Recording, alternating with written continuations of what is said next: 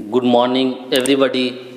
आज हम लोग physics class 12 chapter number 3 electric current के अंतर्गत टॉपिक देखेंगे किरचॉफ्स लॉ। देखिए, किरचॉफ्स लॉ दो प्रकार का होता है। प्रथम लॉ को कहते हैं हम लोग जंक्शन लॉ और सेकेंड लॉ को कहते हैं लूप लॉ, या उसी का नाम क्लोज्ड लूप लॉ या क्लोज्ड मेश लॉ भी है। तो आइए सबसे पहले हम लोग देखते हैं किरचॉफ्स के प्रथम नियम को, जो था जंक्शन लॉ।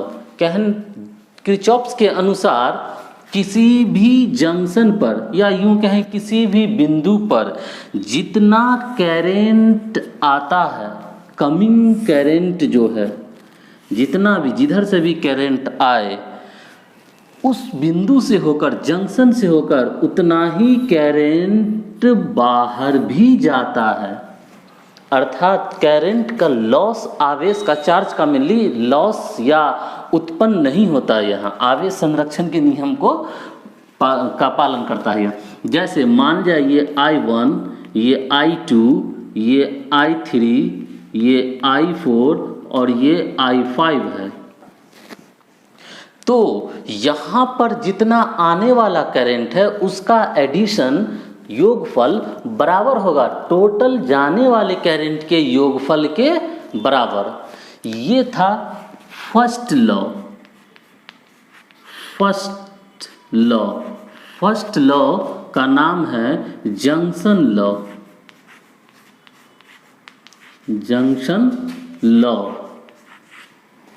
या इसी हिंदी में इसको बोलते हैं संधि। जंक्शन का हिंदी होता है संधि नियम। इसके अंदर में इस लॉ के अनुसार आने वाला करंट अर्थात I1 plus I2 plus I3 बराबर होगा ये किसके, जाने वाले करंट के योगफल के। अर्थात हुआ I3 तो आने वाला है, जाने वाला है I4 और प्लस I5।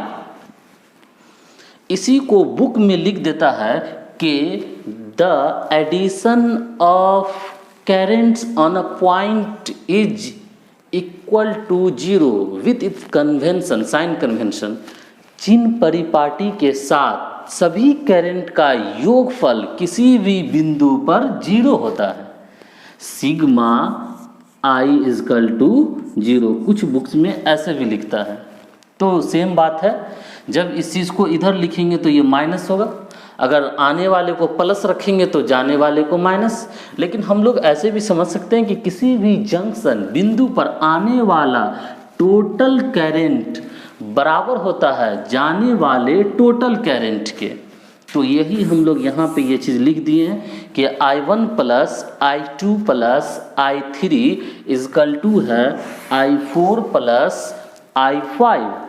ये है अपना जंक्शन लॉ और बहुत ही इजी है। बस इतना ही है कि आने वाला टोटल करंट का योगफल किसी भी बिंदु पर जाने वाले टोटल करंट के योगफल के बराबर होता है। नाउ हम लोग अब देखेंगे सेकेंड लॉ और किरचॉफ्स का सेकेंड लॉ। देखिए, सेकेंड लॉ जो किरचॉफ्स लॉ है उसका नाम है क्लोज्ड लूप लॉ, या फिर इसी को क्लोज्ड मेश लॉ भी कहते हैं। इस लॉ के अनुसार एक क्लोज स्ट्रक्चर के अंदर में क्लोज्ड लूप जैसा बना हुआ रहता है, जिसमें R1, R2, R3 रजिस्टर लगा हुआ रहता है और जिसमें 2, 3, 4 सेल हो, उस पर आधारित है। फिगर बनाते हैं कुछ ऐसा है। जैसे देखिए, माना एक रेजिस्टेंस यहाँ पे लगा दीजिए, लोड डाल दिए, इसके बाद एक लोड इधर भी डालिए और यहाँ पे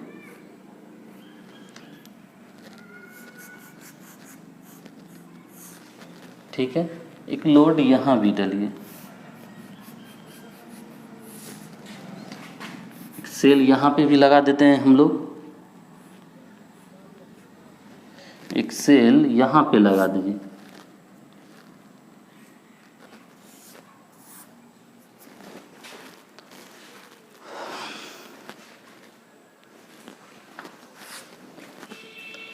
सेल यहाँ लगा दिए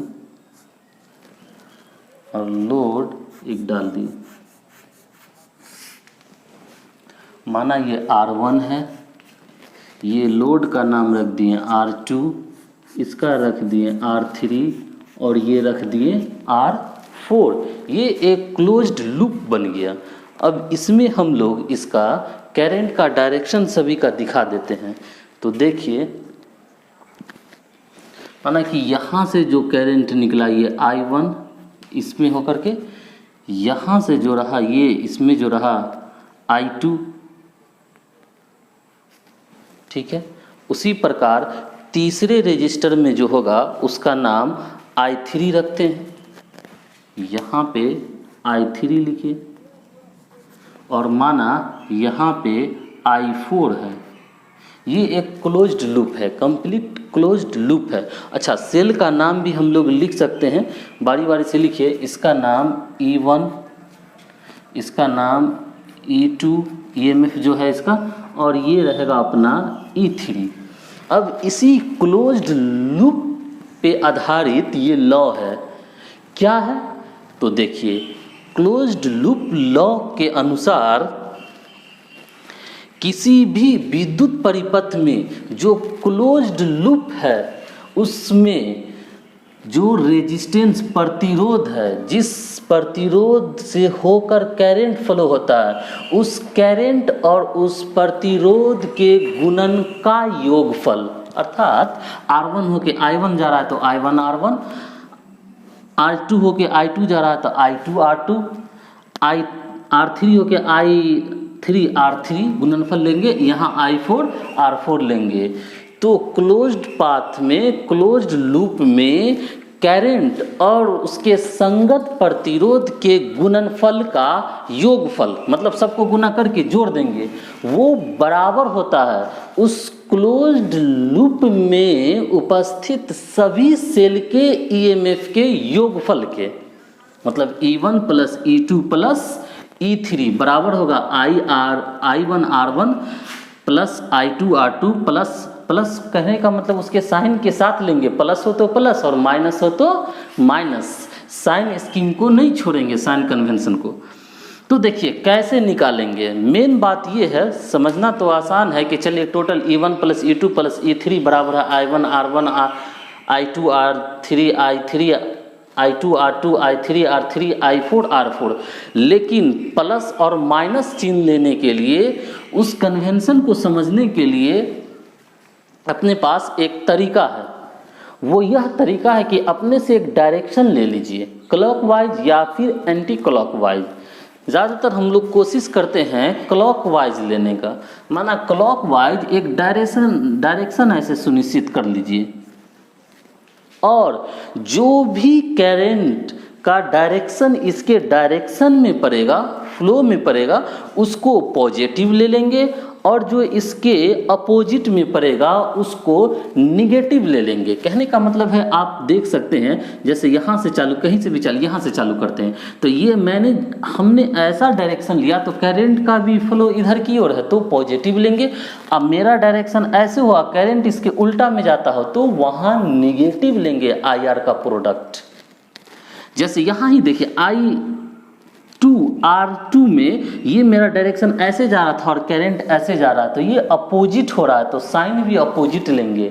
अगर मेरे माने गए, ये जो हम अपने से माने, इसमें हम लोग तरीका कि माना कि इस डायरेक्शन में अगर करंट एंटी क्लॉकवाइज है, क्लॉकवाइज है ये, उसमें अगर करंट के फ्लो का डायरेक्शन उसी के डायरेक्शन में हो तो प्लस में लेंगे। तो यहाँ से अगर करें तो I4 R4 प्लस में होगा, I3 R3 प्लस में होगा, जबकि देखिए I2 R2 का जो गुणनफल होगा वो माइनस में, क्योंकि ये ऐसे इसको और राउंड कीजिएगा तो ये ऐसे जाएगा और ये करंट ऐसे फ्लो हो रहा है। Same at the same time यहाँ भी देखिए, जब इसको आगे बढ़ेगा तो ये ऐसे है, इसका डायरेक्शन इस करंट का अपोजिट है, तो I1 R1 का मान निगेटिव में लेंगे। अर्थात अच्छा, साथ में E1 E2 E3 के भी साइन का ख्याल रखेंगे। जैसे यहाँ आप देखिए तो E1 अपना E1 है, E2 है, E3 है, तो E1 E2 और E3 में हम लोग साइन कन्वेंशन के अंदर इधर से इधर लेंगे तो इसको माइनस में लेंगे, है ना। ये अपना माइनस आ रहा, ये माइनस में हो गया E1, E2 प्लस में हो गया, ये प्लस में हो जाएगा, और फिर E3 माइनस में हो जाएगा, यानी E1 माइनस E2 नहीं नो ये प्लस होगा ना, ये प्लस है, और ये हो जाएगा फिर माइनस E3। तो क्लोज्ड लूप लॉ के अनुसार योगफल होता है, लेकिन साइन कन्वेंशन के कारण वो माइनस हो जाता है। एक्चुअल में ये होता है, according to closed loop law summation of sigma of EMF is equal to होता है समेशन ऑफ IR। अब इसमें साइन स्कीम का ध्यान रखेंगे हम लोग, उसके लिए लूप में इस प्रकार, जैसे यहाँ टोटल पहले EMF लिख लेते हैं, ये EMF लिखिए तो ये माइनस में होगा, ऐसे हम लोग जा रहे हैं वैसे भी लिए, E1 माइनस में, फिर प्लस, ये E2 प्लस में है इसीलिए प्लस प्लस ही रहेगा, E2 फिर यहाँ पे प्लस, और फिर ये E3 जब लेंगे तो ये माइनस होगा, तो माइनस प्लस माइनस यहाँ ये अपना माइनस हो जाएगा, तो ये हुआ माइनस E3, और ये इजकल टू, अब I1 R1 जो जहाँ से स्टार्ट करना है कर सकते हैं हम लोग, यहाँ से ही करते हैं, I4 R4, तो I4 R4 का मान प्लस में हो रहा है। हम जो साइन लिए हैं क्लॉकवाइज डायरेक्शन में, उसी डायरेक्शन में यहाँ पर इस R के पास करंट फ्लो हो रहा है, सो डैट हम लोग लिख सकते हैं I4 R4। थर्ड में भी सेम बात है, मेरा जो क्लॉकवाइज डायरेक्शन में जो हम लोग कन्वेंशन लिए हैं वही उसी डायरेक्शन में करंट भी फ्लो हो रहा है, इसीलिए ये प्लस में ही I3 R3। लेकिन जैसे ही हम लोग R2 के पास आएंगे तो हमारा कन्वेंशन ऐसे है, ऐसे से राउंड कर रहा है, और ये करंट ऐसे अपोजिट हो रहा है, सो डैट वो पोर्शन माइनस होगा, अर्थात माइनस I2 R2। इसके बाद R1 के पास आएंगे तो मेरा कन्वेंशन ऐसे चल रहा है और करंट ऐसे चल रहा है, तो ये भी होगा माइनस I1 R1। ये एक्सप्रेशन हुआ, इसी को निकालना मेन टेक्निक है। इस प्रकार से हम लोग साइन स्कीम का ध्यान रख के पूरा से ज्ञात करते हैं। नाउ हम लोग यहाँ से माइनस कॉमन ले लेंगे और यहाँ से भी माइनस कॉमन ले लेंगे, इसे भी छोड़ सकते हैं लेकिन अच्छा नहीं लग रहा है, तो माइनस जब कॉमन लीजिएगा तो ये E1, ये माइनस E2 और ये प्लस E3 हो जाएगा।